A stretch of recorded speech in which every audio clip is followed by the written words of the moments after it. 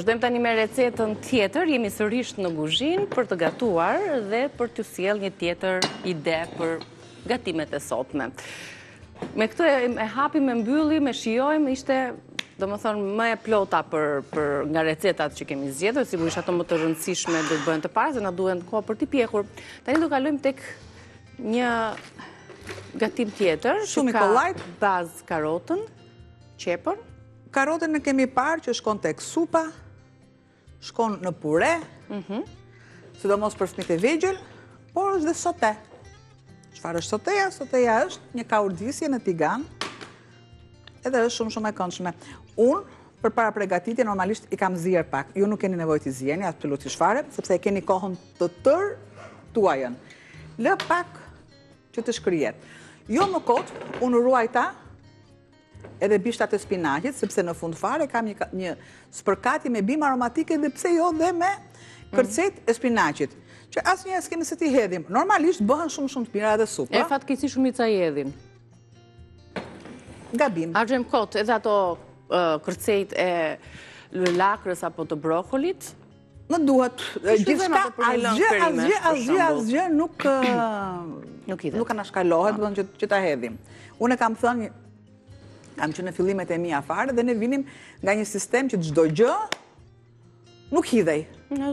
Dhe kur shkova në fillimet e mia në kuzhinë, normalisht ishte fillimi, nuk dija shumë gjëra, dhe normalisht kam kaluar në fillim të pastroj gjërat e kuzhinës dhe më pall shkallë. Asnjë nuk bëhet shef kuzhinë pa kaluar të pastrosh kuzhinën apo frigoriferët, askush. Dhe në moment më thot hajde që të provonte se sa dija. Dihet që duar dridheshin, djersët shkonin e vinin. Ja, me sa mirë mendja ti të kesh emocione nga këto. Po, në fillim, patjetër. Gjuha po e puna që unë nuk e dija. Edhe doja të bëja dhe përshtypje, normalisht, te fikën e kisha mësuar se si duhej, vetëm kaq kisha bërë prova në shtëpi për fikën. Dhe asgjë nuk më pa nga këto. Gjëja që vuri re ishte vetëm sa kisha hedhur unë në kosh të plerave. Normal, se është biznese. Pra, unë punën time e kisha fituar vetëm të kosh i plerave që ishte pak fare. Sepse isha arritur me një gjyshe që ishte shefe kuzhine dhe gjithçka ajo e përdorte. Kjo ishte plusi që unë u futak në këtë rrugë. Avantazhi i mos shpërdorimit të gjërave. Për shembull këto bishtat e spinaqit që na kanë tepruar, ne mund t'i bëjmë një omlet për të nesër, me bëm spinaqin sot, na tepruan. I grimi më të fare, i bashkojmë me 2 kokra vezë, me një çik koper, erzat edhe tak. Një omlet me bishtat e spinaqit. Shtoj, po, patjetër që po. Shtoj karotat.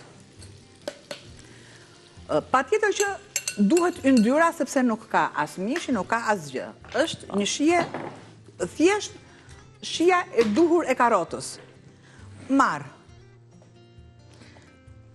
Pra, nëse në kuzhinë ti nuk improvizon, lekët normalisht do t'i edhe me çmimet do t'u biesh në shelma. Sotme duhet të manovrojmë edhe të largoj. Kemi pak kujdes. Këtë pjesën e rënjës, pjesën e rënjës nuk e përdor dot. Ja?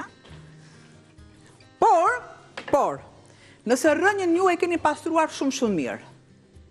Shumë mirë mund të bëni një sallat spinaq sote, si puna, pra është e pastruar në këtë mënyrë. Atëherë po. Për ta përmbledhur, po gatuajmë karotat sote në një formë tjetër, karotat të tiganisura, për ta sote, quhen ndryshe në gjalp, marrin aromën e gjalpit, edhe përdorëm gjysmë gati 100 gram nga paketimi i lurpakut, i gjalpit danes, që ka një aromë fantastike, sikur është përgatitur në çast, dhe që vjen dhe i kripur dhe jo i kripur. Përgatimet të tilla sigurisht që na shijon dhe na pëlqen më shumë ta përdorim lurpakun e kripur, gjysmën e këtij paketimi që ju e gjeni kudo. Do ta përdorni për tiganisjen e karotave. Karotat i kishim zier. Unë kam zier pak, ju nuk i zieni. Po, ju nuk i zieni sepse prandaj që dhe më shumë të tigan, sepse shtoni ujë derisa fillon edhe merr atë glazurën. Si e me glazurën atë shkëlqimin e vet. Patjetër me shkripa apo sheqer. Është sheqerimët. Shtoj pakës Se karamelizohet në yndyrë ajo dhe Po. i zbut më shumë karotat. Pa tjetër, një shkrirje e mirë, ja, sepse ka marrë një tigan të sheshtë, dhe këto nuk duan tigane të sheshta, duan tigane të thella. Po. Po e drejtë, sepse do ketë atë trazimin e dur. Kam. Këtu, op. Do të shtoj bishtat e spinaqit për shumë pak.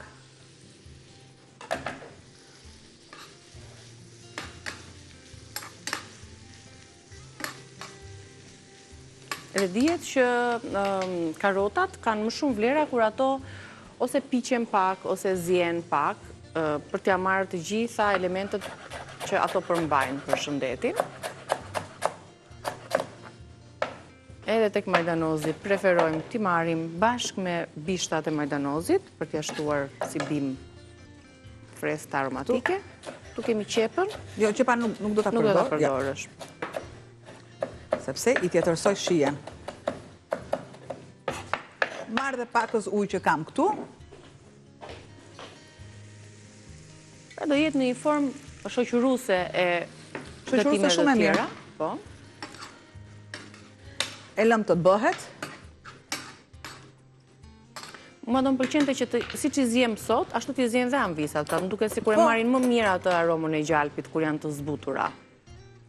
Ato Derisa, aty do të zbuten dhe më shumë. piruni Dhe se është dhe e nxehtë. do të pakës fare krip. Dhe pasi të tiganisen, mirë, t'i lëmë në minutazhin se ne do shkëputemi për reklama dhe më pas do Shtoj ta bimët shohim ndoshta aromatike? recetën të përfunduar, sepse në fundit anvisat atë kanë dëshirë që të shohin një recetë të ketë përfunduar dhe si do jetë rezultati i saj për ta patur në tryezat e tyre. Ndërkohë shënojnë një përbërësit karotat të tiganisura, të tiganisura me gjalp, ju duhet 1 kg karota, 2 lug gjalp, 2 lug kafeje sheqer, krip si pas shijes dhe majdanoz i freskët. Kjo ishte receta e dytë, ndërkohë ne shkëputemi për pak reklama, derisa receta të vazhdoj të piqet, bëhet gati dhe rikthehemi pas pak. As 2 minuta. Gjatë kohës që kemi qënë në shkëputje, në publicitet, kemi përfunduar dhe tiganisjen e karotave dhe aromatizimin e tyre me bim aromatike me majdanozin.